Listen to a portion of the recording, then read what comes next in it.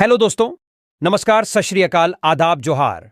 तो आज के इस वीडियो में हम जानेंगे झारखंड के सभी जिलों के तमाम छोटी बड़ी खबरों को। अगर अभी तक आपने इस चैनल को सब्सक्राइब नहीं किए हैं तो कर लीजिए हर रोज झारखंड की तमाम छोटी बड़ी खबरों को जानने के लिए। तो चलिए नजर डालते हैं आज के खबरों पर।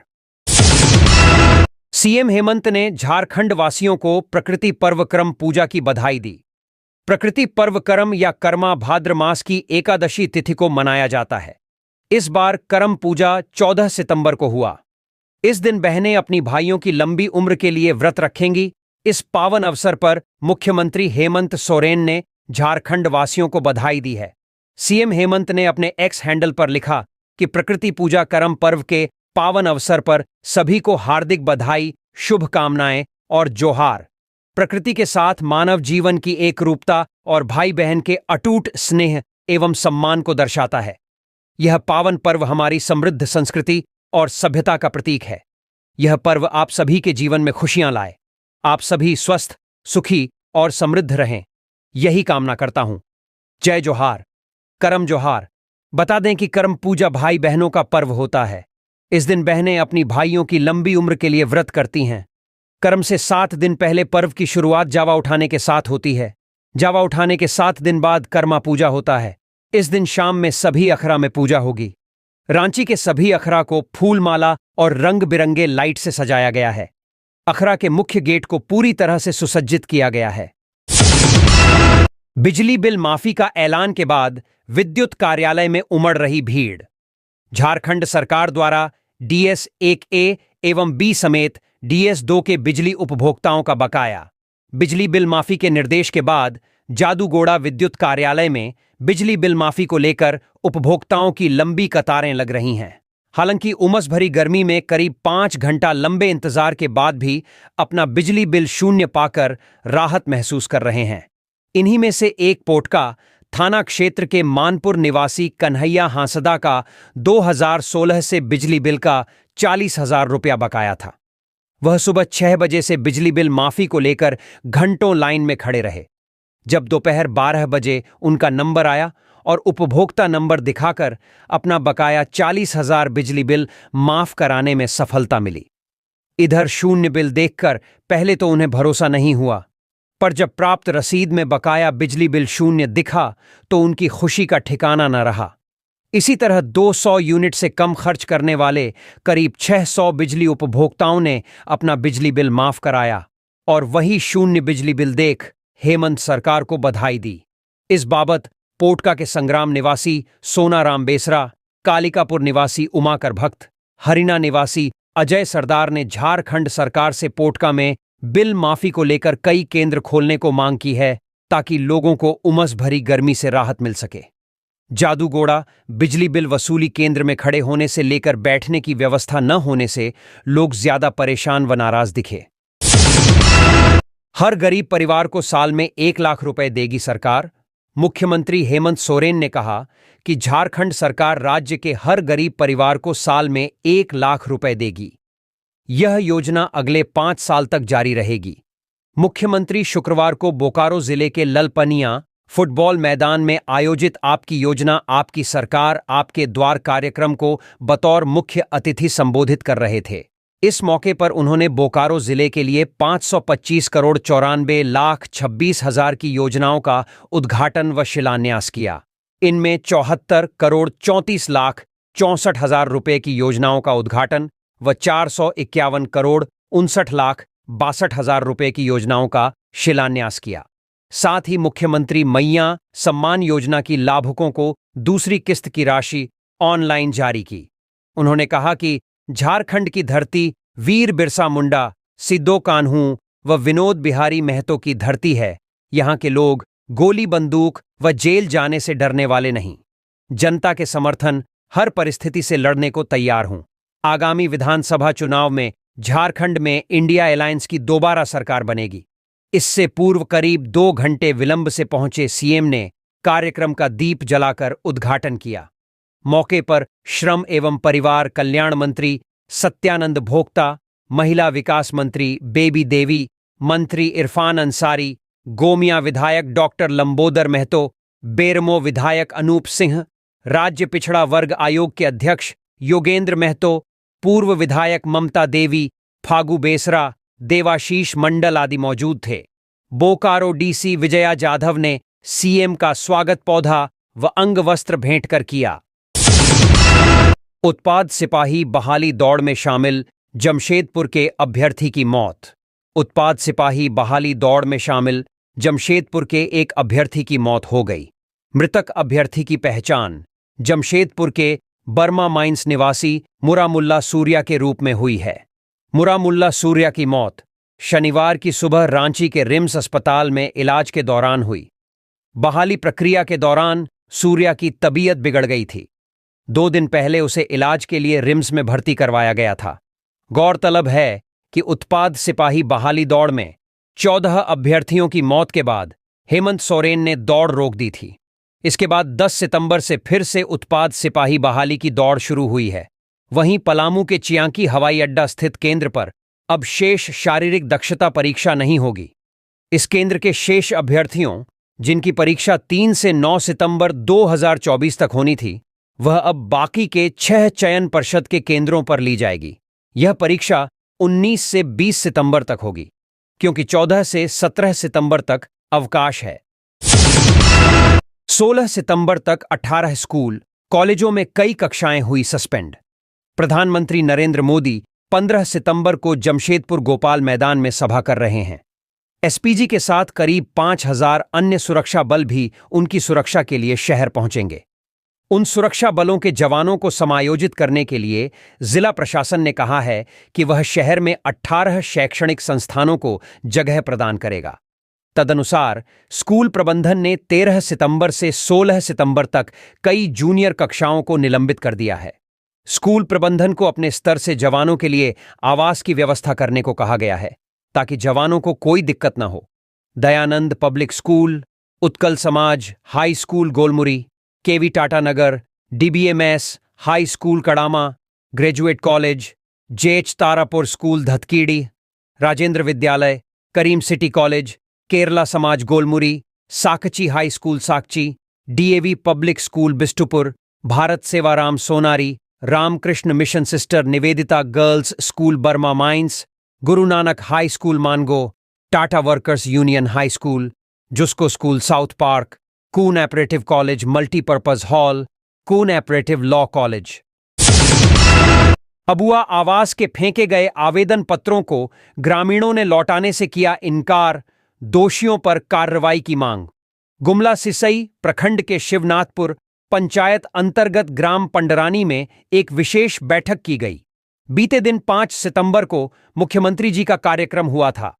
वही झारखंड सरकार का सोच है कि एक एक गरीब जनता को हम आवास मुहैया कराएंगे। वहीं उनके सरकारी पदाधिकारी लापरवाही बरतते नजर आ रहे हैं। मुख्यमंत्री जी के कार्यक्रम में शिवनाथपुर पंचायत में अबुआ आवास के कुल 189 आवेदन आए था, परंतु पदाधिकारी के द्वारा सभी आवेदन कार्यक्रम स्थल में ही फेंक दिए गए थे। जब दूसरे दिन सुबह में बच्चे वहां पानी का बोतल चुनने गए तो वहां देखा कि सभी अबुआ आवास के फॉर्म तीतर बीतर पड़े हुए थे। वहीं कुछ फॉर्म को बच्चे कबाड़ी में बेच दिए। जब इनकी जानकारी पढ़े लिखे ग्रामीण को मिली तो वहां जाकर सभी फॉर्म को एकत्रित करके रखे हुए हैं। बैठक के दौरान प्रखंड विकास पदाधिकारी का आगमन हुआ और रखें सभी फॉर्म को मांगने का प्रयास किया, परंतु ग्रामीण फॉर्म देने को सहमत नहीं हुए। बैठक की अध्यक्षता रामचरित्र सिंह ने किया। वही आदिवासी नेता सुमेश्वर उरांव एवं पढ़ा के प्रभारी मंगरा उरांव, बिरसा उरांव एवं समस्त ग्रामीण जनता ने संयुक्त रूप से मांग किया है कि जब तक डीसी का आगमन नहीं होगा और लापरवाह व्यक्ति पर कार्रवाई नहीं होगा, तब तक यह आवेदन हम लोग प्रखंड प्रशासन को नहीं देंगे। ग्रामीण चेतावनी देते हुए कहा है कि यदि कार्रवाई नहीं होती है तो प्रखंड कार्यालय को तालाबंदी करेंगे। साथ ही सिसई विधायक जिगा सुसारण होरो का विरोध करते हुए कहा है कि इस विधायक के संरक्षण में सिसई विधानसभा के चारों ब्लॉक भ्रष्टाचार के मामले में चरम पर है। आने वाले विधानसभा चुनाव में इसका जवाब ग्रामीण जनता देगा। साथ ही सुमेश्वर उरांव के द्वारा जिगा सुसारण होरो हटाओ, सिसई विधानसभा बचाओ का भी नारे बुलंद किया गया। मायापुर में सरकार आपके द्वार शिविर का आयोजन, ग्रामीणों को मिला कई योजनाओं का लाभ। लातेहार गारू प्रखंड के मायापुर पंचायत सचिवालय में शुक्रवार को सरकार आपके द्वार कार्यक्रम के तहत एक शिविर का आयोजन किया गया। इस शिविर का उद्घाटन मायापुर पंचायत के मुखिया सुभाष कुमार सिंह, प्रखंड विकास पदाधिकारी संतोष बैठा एवं अंचलाधिकारी दिनेश मिश्रा ने दीप प्रज्वलित कर किया। इस अवसर पर बड़ी संख्या में ग्रामीण और जनप्रतिनिधि उपस्थित थे। शिविर का उद्देश्य ग्रामीणों तक सरकारी योजनाओं का लाभ सीधे पंचायत स्तर पर पहुंचाना था। मुखिया सुभाष कुमार सिंह ने कहा कि सरकार के इस कार्यक्रम का मुख्य उद्देश्य यह है ग्रामीणों को पंचायत स्तर पर ही योजनाओं का सीधा लाभ मिल सके। शिविर में अबुआ आवास योजना, वृद्धा पेंशन, विधवा पेंशन, सुकन्या समृद्धि योजना, आधार कार्ड, राशन कार्ड और आयुष्मान कार्ड जैसी कई योजनाओं के आवेदन और तत्काल लाभ प्रदान किए गए। अंचलाधिकारी दिनेश मिश्रा ने बताया कि सरकार हर नागरिक तक योजनाओं का लाभ पहुंचाने के लिए प्रतिबद्ध है और इसी दिशा में पंचायत सचिवालयों में इस प्रकार के शिविर आयोजित किए जा रहे हैं ताकि लोगों को जिला मुख्यालय तक न जाना पड़े और सरकारी योजनाओं का लाभ उनके गांव में ही मिल सके। शिविर में बीपीओ मुकेश कुमार, जीप सदस्य जीरा देवी, पंचायत सेवक राजेंद्र उरांव, रोजगार सेवक प्रिंस कुमार, संतोष कुमार, बीरेंद्र सिंह, सीएससी संचालक पवन कुमार, राजा कुमार, सीएसपी सुरभि कुमारी समेत अन्य स्थानीय जनप्रतिनिधि भी उपस्थित थे।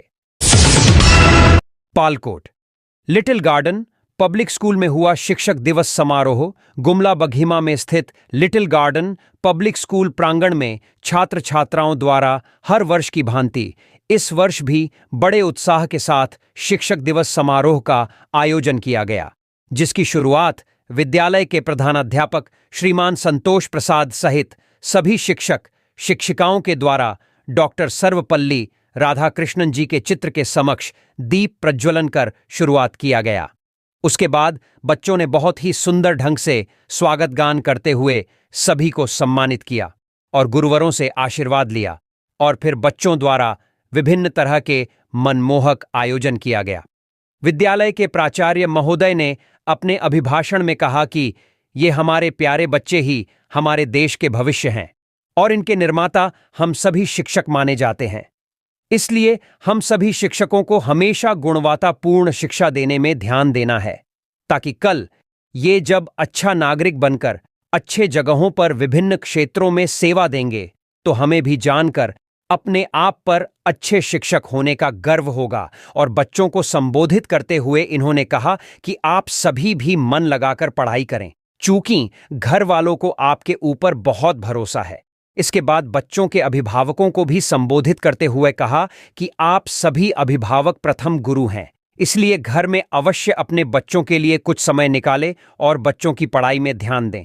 आज के इस कार्यक्रम में प्रधानाध्यापक संतोष प्रसाद, प्रीति कुमारी, सृष्टि मिश्रा, मंजू मेम, सुलेखा देवी, रिया कुमारी, प्रीति देवी, नाजिदा मैम, अमित कुमार, सुभाष कुजूर, दीपिका देवी सहित बच्चों के अभिभावक और काफी संख्या में विद्यालय के छात्र छात्राएं उपस्थित थे। शिक्षक रहते हुए माड़वारी साहू बने डिप्टी कलेक्टर, प्रखंड के शिक्षकों में खुशी की लहर। सिसई प्रखंड के राजकीयकृत उत्क्रमित उच्च विद्यालय बरगांव में शुक्रवार को धूमधाम से शिक्षक दिवस मनाया गया। इस दौरान राजकीयकृत मध्य विद्यालय बरगांव में 30 वर्ष तक लगातार अध्यापन कार्य पूर्ण करने के उपरांत डिप्टी कलेक्टर बनने पर विद्यालय परिवार की ओर से विद्यालय प्रांगण में शिक्षक सम्मान सह विदाई समारोह कार्यक्रम का आयोजन किया गया। शिक्षक रहते हुए माड़वारी साहू लंबे संघर्ष और कड़ी मेहनत के बाद डिप्टी कलेक्टर बने। शिक्षक सम्मान सह विदाई समारोह कार्यक्रम में अपने धर्मपत्नी और बेटी के साथ विद्यालय पहुंचे थे। विद्यालय परिवार की ओर से पारंपरिक रीति रिवाज से उनका भव्य स्वागत किया गया। डिप्टी कलेक्टर बनने के बाद उनसे मुलाकात व बधाई देने के लिए प्रखंड के विभिन्न विद्यालयों के शिक्षक, शिक्षिका, सहपाठी, समाज सेवी और स्थानीय ग्रामीणों सहित स्कूली बच्चों का भीड़ लगा हुआ था। छात्र एवं छात्राओं के द्वारा रंगारंग कार्यक्रम प्रस्तुत किया जा रहा था। विद्यालय के पूर्व छात्र रहे सुजीत बैठा ने अपने सभी शिक्षकों को अंग वस्त्र ओढ़कर कर सम्मानित किया। माड़वारी साहू ने राजकीयकृत मध्य विद्यालय बरगांव में 28 सितंबर 1984 से 12 अगस्त 2024 तक विद्यालय में बिताए हुए पल और विद्यालय के शिक्षकों और ग्रामीणों का सहयोग व बच्चों का प्यार का जिक्र करते हुए भावुक हो गए। और उन्होंने कहा, जिस समय मैं विद्यालय में एक शिक्षक के रूप में कदम रखा था, उस समय मैं विद्यालय चप्पल पहनकर आया करता था। मैं बरगांव की मिट्टी में रहकर व शिक्षकों, ग्रामीणों के सहयोग से अपने परिवार और जीवन को संवारा हूं। उन्होंने कहा, जब मैं विद्यालय के लिए रांची से स्वयं कार चलाकर सिसई आता था, तो मेरे साथ प्रखंड के अन्य वरिष्ठ शिक्षक शिक्षिकाएं होते थे, जो मुझे कार में ही विशेष जानकारी देते थे और मौखिक प्रश्न पूछते थे। कभी मैंने अपनी जीवन में जात पात भेदभाव नहीं किया, जिसके कारण मुझे शिक्षकों और ग्रामीणों का सहयोग और बच्चों का प्यार मिलता रहा। कार्यक्रम में मुख्य रूप से कार्यक्रम पदाधिकारी सुप्रिया कुमारी, विद्यालय के प्रभारी प्रधानाध्यापक नागेश्वर साहू, शिक्षक भगवती प्रसाद साहू, राजा राम साहू, कुणाल साहू, प्रकाश कुमार, आशा रानी टोप्पो, शोषण मिंज, मेरी स्टेला खलखो, बिपिन बिहारी झा, अंजय कुमार, विजय कुमार कमला, विद्यालय के अध्यक्ष सत्यनारायण हजाम, प्रखंड के विभिन्न विद्यालय से आए हुए शिक्षक शिक्षिकाएं, स्थानीय जनप्रतिनिधि, माता समिति के सदस्य सहित भारी संख्या में ग्रामीण मौजूद थे। झामुमो कार्यकर्ताओं ने बरकेला मोगरा मुख्य सड़क को श्रमदान कर बनाया। चाईबासा सदर विधायक सह मंत्री दीपक बिरुवा के निर्देश पर शुक्रवार को झारखंड मुक्ति मोर्चा के पदाधिकारी व कार्यकर्ताओं ने श्रमदान कर बरकेला मोगरा मुख्य सड़क के अधूरे कीचड़नुमा सड़क को बनाया। कुछ दिन पहले ही गांव के ग्रामीणों ने इस अधूरे कीचड़नुमा सड़क को लेकर अपने नाराजगी जाहिर की थी। इसके बाद शुक्रवार को जेसीबी मशीन लेकर झामुमो के दर्जनों नेता व कार्यकर्ता श्रमदान कर सड़क बनाने पहुंचे। सड़क ठीक होने से ग्रामीणों में खुशी देखी गई। दरअसल बरकेला भाया हिस्सा बांध जो जोहातू सिंगिजारी अंजेदबेड़ा होते हुए मोगरा जाने वाली मुख्य सड़क बनकर तैयार हो चुकी है, लेकिन कुछ जगहों पर वन विभाग की ओर से एनओसी नहीं मिलने के कारण सड़क नहीं बन पाया और उसे अधूरा छोड़ दिया गया है। मौके पर सोबोन बोएपाई, विजय सिंह बोएपाई, प्रमोद नायक मदन मरला, तुषार तामसोय, मोरान सिंह बाण सिंह, कृष्ण सुंडी, हाथी सुंडी, अन्ना सुंडी, मानकी हेम्ब्रम, कनाय बाण सिंह, गणेश सुंडी, रामाय गोप, संजय बांदा, संजय सुंडी समेत अन्य शामिल थे।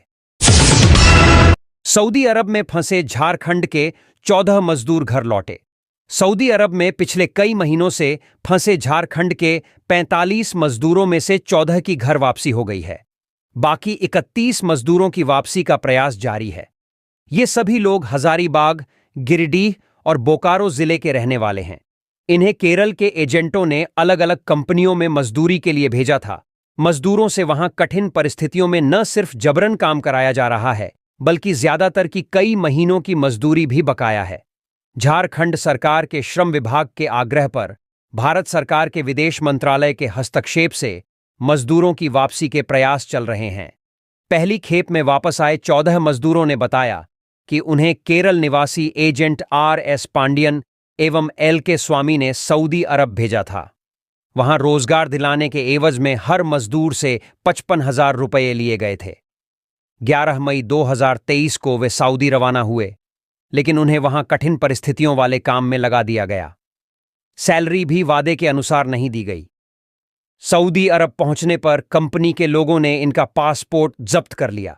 वापस आए मजदूरों में हजारीबाग जिले के विष्णुगढ़ थाना क्षेत्र के बलमक्का निवासी तिलक महतो, उच्च घना निवासी नंदलाल महतो, सुकर महतो, सुनील महतो, करगालो निवासी बहादुर महतो, नागेश्वर महतो, नागी निवासी चुरामन महतो, गालोबार निवासी भुवनेश्वर महतो, हजारीबाग जिले के गोरहर थाना क्षेत्र अंतर्गत भैयाडीह निवासी बालगोविंद महतो, गिरिडीह जिले के बगोदर थाना क्षेत्र के नावाडीह निवासी सोहन कुमार, बेको निवासी कामेश्वर साव, निमियाघाट थाना क्षेत्र अंतर्गत पोरदाग गांव निवासी गणेश साव और बोकारो जिले के चतरोचट्टी क्षेत्र के अंतर्गत बड़की सीधा बारा निवासी मनोहर महतो शामिल हैं। इन सभी ने शुक्रवार को गिरिडीह के झामुमो विधायक सुदिव्य कुमार सोनू से मुलाकात की और सरकार के प्रयासों के लिए आभार जताया। चांडिल स्टेशन पर टाटा पटना वंदे भारत का ठहराव होगा। स्थानीय सांसद सह केंद्रीय रक्षा राज्य मंत्री संजय सेठ के प्रयास से चांडिल में रेल सुविधाओं का विस्तार हो रहा है। चांडिल जंक्शन को अब एक और वंदे भारत ट्रेन की सौगात मिली है। टाटा पटना वंदे भारत का ठहराव पहले चांडिल स्टेशन में नहीं दिया गया था। अब केंद्रीय मंत्री संजय सेठ के प्रयास से चांडिल स्टेशन में इसका ठहराव सुनिश्चित कर दिया गया है। इसकी जानकारी शुक्रवार को चांडिल में संवाददाता सम्मेलन में भाजपा नेताओं ने दी। इस अवसर पर पूर्व विधायक अरविंद कुमार सिंह, भाजपा के प्रदेश महामंत्री मनोज कुमार सिंह, जिला अध्यक्ष उदय प्रताप सिंहदेव, जिला महामंत्री मधुसूदन गोराई, जिला उपाध्यक्ष सारथी महतो, जिला परिषद के पूर्व उपाध्यक्ष देवाशीष राय आदि ने चांडिल में बढ़ती रेल सुविधाओं की जानकारी दी। टाटा पटना वंदे भारत ट्रेन को 15 सितंबर को प्रधानमंत्री झंडी दिखाकर रवाना करेंगे। इसी दिन से ट्रेन का ठहराव चांडिल स्टेशन में होगा। इसके पूर्व हटिया से हावड़ा जाने वाली वंदे भारत ट्रेन का ठहराव भी चांडिल में हो रहा है। वंदे भारत की सुविधा चांडिल को दिए जाने पर स्थानीय भाजपा नेताओं ने प्रधानमंत्री नरेंद्र मोदी, रेल मंत्री अश्विनी वैष्णव और सांसद सह केंद्रीय रक्षा राज्य मंत्री संजय सेठ का आभार जताया है। कोरोना महामारी के दौरान जिन ट्रेनों का ठहराव बंद कर दिया गया था, उसका ठहराव भी चांडिल में शुरू कर दिया गया है। इसके अलावा चांडिल वासियों को कोरोना काल के बाद 5 नई ट्रेनों की सौगात मिली है। अब चांडिल वासियों ने केंद्र सरकार से कटिहार टाटा ट्रेन का ठहराव चांडिल में करने की मांग की है। बताया गया कि कटिहार टाटा एक्सप्रेस का कटिहार से आने के क्रम में चांडिल स्टेशन में ठहराव नहीं है, जबकि जाने के क्रम चांडिल में ठहराव है। इसके साथ ही Nilanchal express, Jallianwala Bagh express, Jasidih Tambaram express और संतरागाछी अजमेर एक्सप्रेस का ठहराव चांडिल में सुनिश्चित करने की मांग की गई है। भाजपा नेताओं ने केंद्रीय मंत्री से प्रस्तावित कांड्रा रांची रेल प्रोजेक्ट में चांडिल प्रखंड में NH 33 के क्रॉसिंग के पास हाल्ट का निर्माण करने, टाटानगर से बोकारो वाया चांडिल, तिरुलडीह, सुईसा, मुरी मार्ग पर परिचालन शुरू करने, रांची, मुरी, सुईसा, तिरुलडीह, चांडिल, कांड्रा, सिनी, चक्रधरपुर के बीच EMU ट्रेन का परिचालन शुरू करने, टाटा जम्मूतवी एक्सप्रेस का ठहराव तिरुलडीह जिमड़ी में करने, चांडिल मुरी रेलखंड का दोहरीकरण करने, चांडिल तिरुलडीह मुरी के बीच शटल ट्रेन का फेरी चलाने की मांग की है। संवाददाता सम्मेलन में मंडल अध्यक्ष प्रभात कुमार पोद्दार, दिवाकर सिंह, विशाल चौधरी समेत कई कार्यकर्ता उपस्थित थे। विस चुनाव, हर हाल में 18 सीटिंग सीट अपनी झोली में डालना चाहती है कांग्रेस। नया प्रदेश अध्यक्ष मिलते ही कांग्रेस विधानसभा चुनाव की तैयारी को लेकर रेस हो गई है। पार्टी ने आगामी विधानसभा चुनाव में अपनी 18 सीटिंग सीट को हर हाल में अपनी झोली में डालने की रणनीति बनाई है। ये सीट कैसे फिर से पार्टी के खाते में आए, इस पर गहन चिंतन मनन चल रहा है। कांग्रेस के केंद्रीय नेतृत्व ने भी प्रदेश नेतृत्व को साफ शब्दों में कह दिया है कि पार्टी का फोकस पहले सीटिंग सीट को जीतने पर हो, इसके बाद ही अन्य सीटों पर ध्यान दिया जाए। नए प्रदेश अध्यक्ष केशव महतो कमलेश भी इसी दिशा में काम कर रहे हैं। इसको लेकर पार्टी के सांसदों, मंत्रियों और विधायकों समेत जिला कमेटियों को स्पष्ट दिशा निर्देश दिया गया है। सांसद, मंत्री और विधायक भी अपने अपने क्षेत्र में सक्रिय हो गए हैं। फिलहाल कांग्रेस के पास पाकुड़, जामताड़ा, पौढैयाहाट, महागामा, जरमुंडी, बरही, बेरमो, झरिया, बड़कागांव, मांडू, मांडर, खिजरी, जमशेदपुर पश्चिमी, जगन्नाथपुर, कोलेबिरा, सिमडेगा, मणिका और लोहरदगा विधानसभा सीट है। इन सीटों पर पार्टी पूर्ण जीत हासिल करना चाहती है। वहीं एक सीट रामगढ़, जहां से कांग्रेस की ममता देवी विधायक थीं, मगर उनके जेल जाने के बाद हुए उपचुनाव में आजसू पार्टी ने इस सीट को अपने खाते में झटक लिया। कांग्रेस ने इस सीट को आगामी विधानसभा चुनाव में अपने खाते में करने के लिए पूरा जोर लगा दिया है। कांग्रेस की एक महत्वपूर्ण सीटिंग सीट लोहरदगा में चुनाव बहुत ही रोचक होने जा रहा है। इस सीट से कांग्रेस विधायक दल के नेता और हेमंत सरकार में मंत्री डायनेक्टर रामेश्वर उरांव विधायक हैं। वहीं लोहरदगा लोकसभा सीट से कांग्रेस के ही सुखदेव भगत सांसद हैं। लेकिन इन दोनों नेताओं और उनके समर्थकों के बीच जिस तरह आपसी अंतर्कलह चल रहा है, उससे इस सीट पर खेला होने की उम्मीद है। लोहरदगा विधानसभा सीट से सुखेदेव भगत ने अपने पुत्र का नाम आगे किया है। वहीं सीटिंग विधायक व मंत्री की दावेदारी लाजमी है। अब पार्टी किसे टिकट देती है, ये देखने वाली बात होगी। मगर कोई भी मैदान में उतरे, मुकाबला काफी रोचक होने की उम्मीद है। वैसे पिछली बार भाजपा और आजसू अलग अलग चुनाव लड़े थे, जिसका सीधा फायदा गठबंधन के प्रत्याशी डॉक्टर रामेश्वर उरांव को हुआ था। मगर इस बार भाजपा और आजसू एक साथ चुनाव लड़ेंगे। ऐसे में कांग्रेस के लिए इस सीट पर जीत की राह आसान नहीं होगी। जरमुंडी विधानसभा से कांग्रेस के सीटिंग विधायक और पूर्व कृषि मंत्री बादल पत्रलेख की सीटिंग सीट को बचाना पार्टी के लिए इस बार इतना आसान नहीं होगा। 2019 में एनडीए में बिखराव था और यूपीए एकजुट, मगर इस बार एनडीए भी एकजुट है। ऊपर से लोकसभा चुनाव में पत्रलेख का पार्टी प्रत्याशी के पक्ष में माहौल बनाने में खराब प्रदर्शन भी टेंशन का बड़ा कारण है। इसके कारण ही बादल पत्रलेख को मंत्री पद गंवानी पड़ी। उस पर से यह चर्चा भी जोरों पर है कि इस बार वे भाजपा में जा सकते हैं। अगर ऐसा हुआ तो नए चेहरे के साथ जरमुंडी सीट को बचाना कांग्रेस के लिए कड़ी चुनौती से कम नहीं होगी। हजारीबाग लोकसभा में एक विधानसभा सीट बड़कागांव कांग्रेस की सबसे सुरक्षित सीट मानी जाती है। पूर्व मंत्री योगेंद्र साव के जेल जाने के बाद पार्टी ने उनकी पुत्री अंबा प्रसाद को मैदान में उतारा और वह जीत का परचम लहराने में कामयाब रहीं। मगर इसके पीछे 2019 के विस चुनाव में एनडीए का बिखराव भी कांग्रेस प्रत्याशी की जीत का बड़ा कारण था। इस बार इस सीट से पिता और पुत्री दोनों ने अपनी अपनी दावेदारी पेश की है। निश्चित ही कांग्रेस पार्टी किसी एक को ही चुनाव मैदान में उतारेगी, मगर उसे एनडीए से इस बार कड़ी टक्कर मिलने की उम्मीद है। पिछले विधानसभा चुनाव में कांग्रेस राजेश कच्छप के सहारे खिजरी सीट को भाजपा से छीनने में सफल हुई थी। इस बार के लोकसभा चुनाव में भी कांग्रेस को खिजरी से लीड मिली, यानी कि राजेश कच्छप की अपनी सीट पर पकड़ ठीक ठाक है। इसका फायदा उन्हें मिलेगा।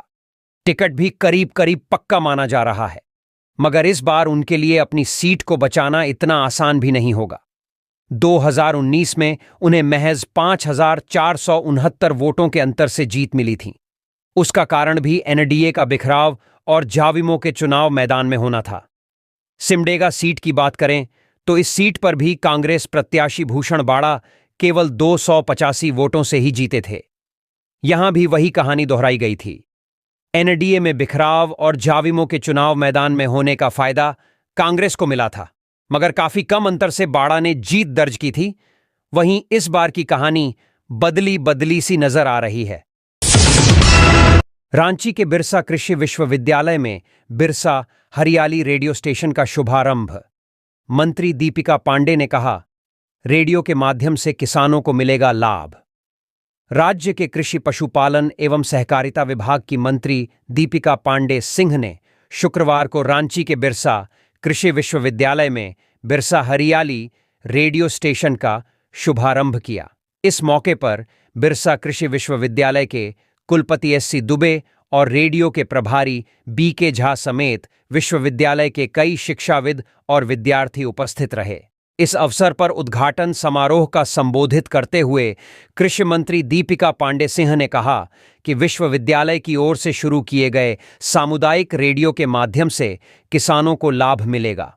उन्होंने कहा कि किसान कॉल सेंटर में आने वाले सवालों का जवाब यदि रेडियो के माध्यम से मिलने लगे तो यह काफी अच्छा माध्यम साबित होगा। कृषि मंत्री ने कहा कि विद्यालय में पढ़ रहे छात्र छात्राओं के वेलफेयर से जुड़ी बातों पर सरकार गंभीरतापूर्वक पहल करेगी।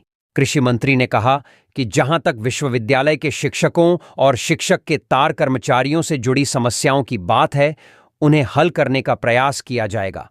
इस मौके पर बिरसा कृषि विश्वविद्यालय के कुलपति एससी दुबे विश्वविद्यालय की उपलब्धियां के बारे में बताए। कृषि के क्षेत्र में कई नई तकनीक का ईजाद अब तक यहां किया गया है। उन्होंने कहा कि झारखंड की भौगोलिक स्थिति को देखते हुए बीज कृषि उपकरण और ऑर्गेनिक खेती को बढ़ावा देने के लिए बिरसा कृषि विश्वविद्यालय निरंतर क्रियाशील है। उन्होंने कहा कि 6 लाख किसानों को हर साल बिरसा कृषि विश्वविद्यालय परामर्श देने का काम करता है। विश्वविद्यालय की पहल पर 5 एफपीओ का भी निर्माण किया गया है। वहीं इस अवसर पर बिरसा हरियाली रेडियो स्टेशन के प्रभारी बीके झा ने बताया कि सामुदायिक रेडियो में 50% कंटेंट विश्वविद्यालय के छात्र छात्राओं और किसानों के माध्यम से तैयार किया जाएगा। गढ़वा में भाजपा का संकल्प यात्रा 21 सितंबर से। यूपी के सीएम और बाबूलाल मरांडी समेत कई दिग्गज नेता आएंगे गढ़वा। भारतीय जनता पार्टी के संकल्प यात्रा में 21 सितंबर को पार्टी के कई दिग्गज नेता गढ़वा पहुंचेंगे। जिले के भवनाथपुर विधानसभा क्षेत्र से इसकी शुरुआत होगी। बता दें कि गढ़वा जिले में 21 सितंबर से शुरू हो रही संकल्प यात्रा में उत्तर प्रदेश के मुख्यमंत्री योगी आदित्यनाथ और भाजपा के प्रदेश अध्यक्ष सह पूर्व मुख्यमंत्री बाबूलाल मरांडी 21 सितंबर को भवनाथपुर विधानसभा क्षेत्र में संकल्प सभा को संबोधित करेंगे। वहीं 22 सितंबर को गढ़वा विधानसभा क्षेत्र में संकल्प यात्रा होगी। इस संकल्प यात्रा में दिल्ली से भाजपा सांसद सह भोजपुरी अभिनेता मनोज तिवारी, गोरखपुर में सांसद सह अभिनेता रवि किशन, गोड्डा सांसद निशिकांत दुबे, धनबाद विधायक राज सिन्हा संकल्प सभा को संबोधित करेंगे। भाजपा जिला अध्यक्ष ठाकुर प्रसाद महतो ने इसकी जानकारी दी है। एसबीआई ने विद्युत आपूर्ति के लिए की डीवीसी की बड़ी मदद। बिजली आपूर्ति के लिए एसबीआई ने डीवीसी को बड़ी मदद दी है। भारतीय स्टेट बैंक ने दामोदर घाटी निगम डीवीसी को 10,050 करोड़ रुपए का आरण स्वीकृत किया गया है। यह आरण अल्ट्रा सुपर थर्मल प्रोजेक्ट के लिए स्वीकृत किया गया है। यह परियोजना भारत की बढ़ती ऊर्जा जरूरतों को पूरा करने के लिए बिजली क्षमता को 1,600 मेगावाट तक बढ़ाने का एक प्रयास है। एसबीआई के वरिष्ठ अधिकारियों की उपस्थिति में आरण समझौते का आदान प्रदान किया गया है। आपको बता दें कि यह साल 2030 तक देश की बढ़ती ऊर्जा मांग को पूरा करने की सरकार की रणनीति का हिस्सा है। बिजली के बुनियादी ढांचे को मजबूत करने की दिशा में यह एक बड़ा कदम है। गौरतलब है कि डीवीसी के पास झारखंड के कोडरमा में मौजूदा 2x500 मेगावाट का थर्मल पावर प्लांट है, जो बिजली आपूर्ति में अहम भूमिका निभा रहा है। इससे स्थानीय एवं क्षेत्रीय स्तर पर बिजली की मांग पर्याप्त रूप से पूरी हो जाती है। एसबीआई के वरिष्ठ अधिकारियों की मौजूदगी में आरण समझौते का आदान प्रदान किया गया। इनमें अश्विनी कुमार तिवारी, प्रबंध निदेशक कॉरपोरेट बैंकिंग और सहायक, गुलशन मलिक, अमिताभ चटर्जी, उप प्रबंध निदेशक वाणिज्यिक ग्राहक समूह शामिल थे, जबकि डीवीसी की ओर से अरूप सरकार, जॉयदीप मुखर्जी और दुर्गेश मैती उपस्थित थे। गृह मंत्री अमित शाह 20 सितंबर को साहिबगंज आएंगे। गृह मंत्री भाजपा प्रदेश अध्यक्ष बाबूलाल मरांडी के साथ जिले के बरहेट प्रखंड स्थित वीर शहीद सिदो कान्हू की जन्मस्थली भोगनाडीह में परिवर्तन यात्रा का शुभारंभ करेंगे। परिवर्तन यात्रा की तैयारी को लेकर आयोजित बैठक में राजमहल विधायक सह परिवर्तन यात्रा प्रभारी अनंत ओझा ने इसकी जानकारी दी। विधायक ने बताया कि गृह मंत्री अमित शाह 20 सितंबर को सुबह 9 बजे सिदो कान्हू, चांद भैरव व फूलो झानो की प्रतिमा पर माल्यार्पण कर उनके वंशजों के साथ संवाद करेंगे। फिर परिवर्तन यात्रा रथ को रवाना करेंगे। विधायक अनंत ओझा ने कहा कि परिवर्तन यात्रा के माध्यम से झारखंड की हेमंत सोरेन सरकार की नाकामयाबी और लोगों में व्याप्त आक्रोश को जनता के बीच लाने का काम किया जाएगा। परिवर्तन यात्रा रथ दोपहर 2 बजे बोरियो पहुंचेगी। इस क्रम में विशाल जनसभा को संबोधित करेंगे। इसके उपरांत आदिम जनजाति पहाड़ियां समाज के लोगों के साथ संवाद करेंगे।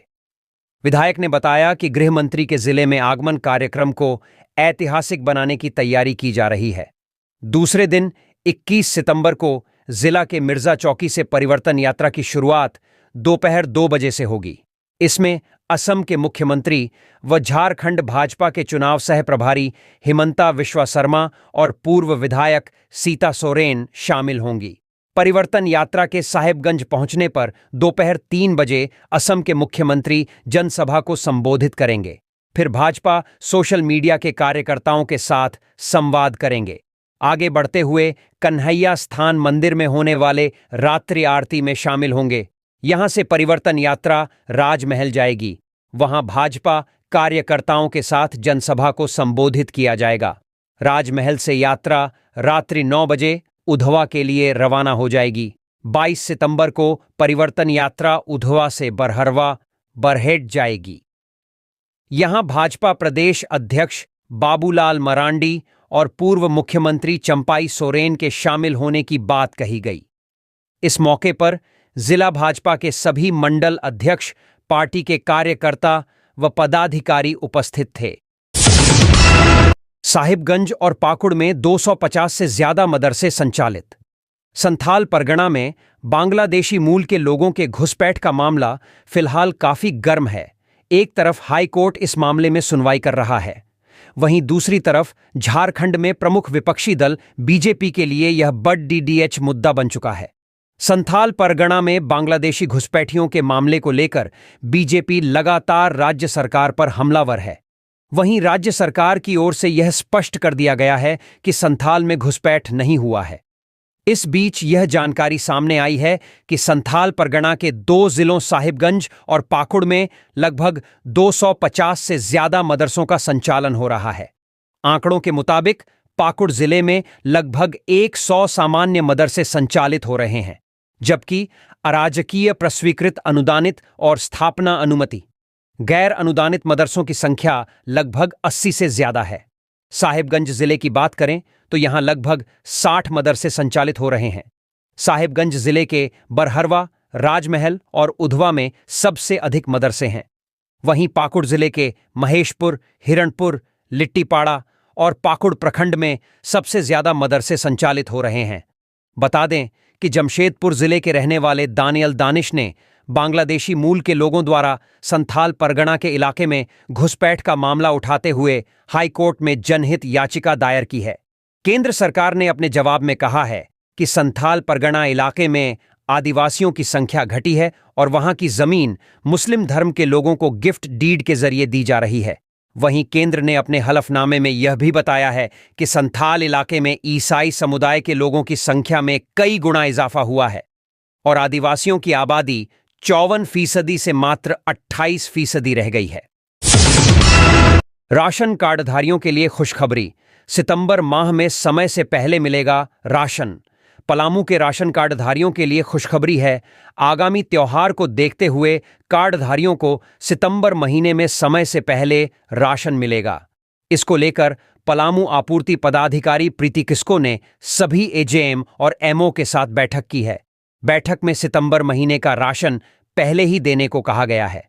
आपूर्ति पदाधिकारी प्रीति किस्को ने बताया कि सरकार के निर्देश पर त्योहार को देखते हुए 13 सितंबर को एजेएम और एमओ के साथ बैठक की गई थी।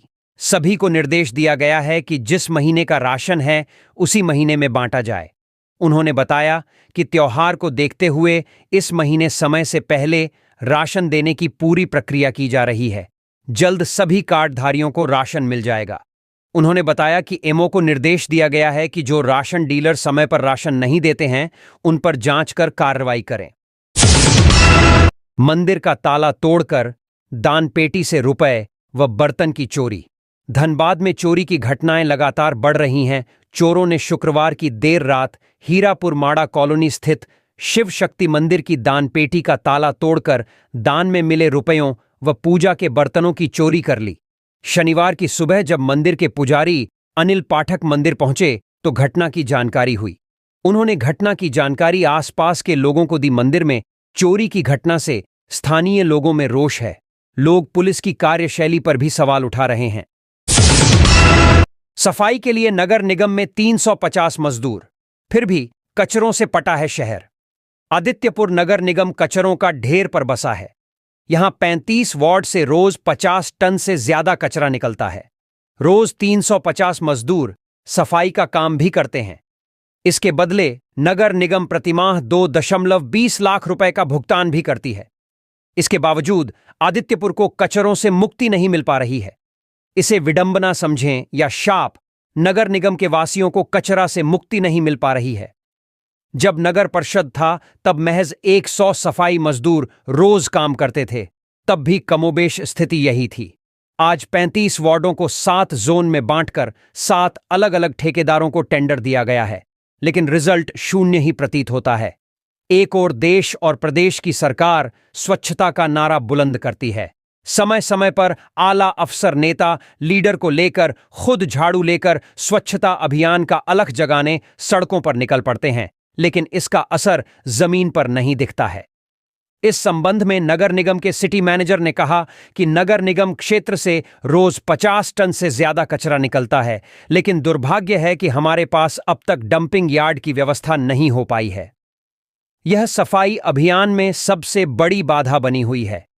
जिला प्रशासन जहां भी डंपिंग यार्ड के लिए जमीन देती है, वहां के लोग विरोध करने लगते हैं। स्वच्छता सफाई सबको चाहिए, लेकिन उनके इलाके में डंपिंग यार्ड नहीं हो, यह भी कामना करते हैं। ऐसे में निगम कैसे साफ रहेगा? नगर निगम क्षेत्र के कचरों का निस्तारण नहीं होने और चारों ओर कचरा होने के कारण इससे संक्रमण का खतरा होने का सवाल उठाते हुए जन कल्याण मोर्चा ने जनहित याचिका दायर की थी। इस पर पिछले दिनों न्यायालय में सुनवाई हुई, जिसमें सरकार की ओर से महाधिवक्ता ने पक्ष रखते हुए कहा कि जब याचिका दायर हुई थी तब कचरा नहीं निपटान हो रहा था, लेकिन अब ऐसी स्थिति नहीं है। इस पर मोर्चा के वकील ने बताया कि अब भी स्थिति जस की तस बनी है। इस पर हाईकोर्ट को महाधिवक्ता ने आश्वस्त किया कि वे इसका निर्धारित समय पर कर लेंगे। इधर मोर्चा के अध्यक्ष अधिवक्ता ओम प्रकाश ने कहा है कि कुछ दिन देख लेते हैं, इसके बाद अवमानना दायर करेंगे। तो ये थी आज की कुछ मुख्य बड़ी खबरें। जुड़े रहे इस चैनल के साथ। ऐसे ही आपको इस चैनल के माध्यम से झारखंड की तमाम छोटी बड़ी खबरों का अपडेट मिलता रहेगा। अब हमको इजाजत दीजिए। जोहार।